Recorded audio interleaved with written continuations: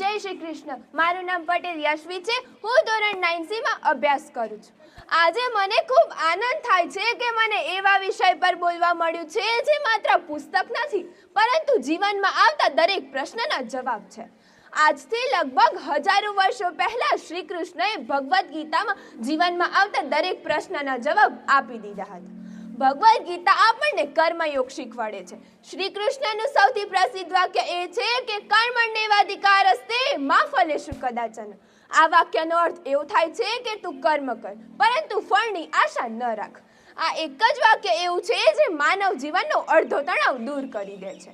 ભગવદ્ ગીતામાં લખેલું છે જીવનમાં સુખ પણ આવે અને દુઃખ પણ આવે, હાર પણ મળે અને જીત પણ મળે. એટલા માટે તો કહેવાયું છે કે સમતત્વમ યોગમ ઉચ્યન્તે. આનો અર્થ આ થાય છે કે સમતુલ મન જ સાચો યોગ છે. અત્યારે ટેકનોલોજી ઝડપથી વધી રહી છે. એટલા માટે તો કહેવાયું છે કે ભય સામે હિંમત અને કાર્ય સામે પ્રેરણા. ભગવદ્ ગીતામાં લખ્યું છે કે કર્મ કર પરંતુ ફળની આશા ન રાખ. આ વાક્યમાં કહ્યું છે કે સુખ પણ આવે અને દુઃખ પણ આવે, હાર પણ મળે અને જીત પણ મળે. સફળતા મળે તો ગર્વ ન કરો અને નિષ્ફળતા મળે તો દુઃખ ન કરો.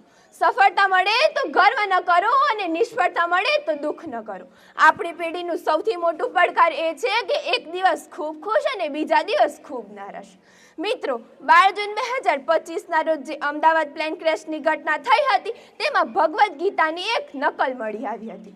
તે લગભગ અખંડ સ્થિતિમાં હતી. આ ભગવદ્ ગીતા ફ્લાઇટ એટેન્ડન્ટ મૈથિલી પાટીલ પાસે હતી. તે મૈથિલી પાટીલ મુંબઈની નિવાસી હતી અને તે કૃષ્ણ ભક્ત હતી. મૈથિલી પાટીલ તેની દરેક ફ્લાઇટમાં શ્રી કૃષ્ણની નાની મૂર્તિ અને ભગવદ્ ગીતા રાખતી હતી. આ ઘટનાને ઘણા લોકોએ ચમત્કાર માન્યો કારણ કે વિમાનમાં દરેક અવશેષો બળીને ખાખ થઈ ગયા પરંતુ ગીતાને એક આંચ પણ ન આવી હતી.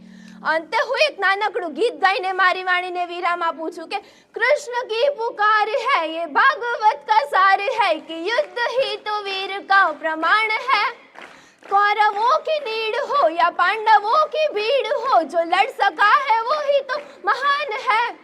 जीत की हवस नहीं किसी पे कोई वश नहीं, क्या जिंदगी है ठोकरों पे मार दो. मौत अंत है नहीं तो मौत से भी क्यों डरे, ये जाके आसमान में दहाड़ लो.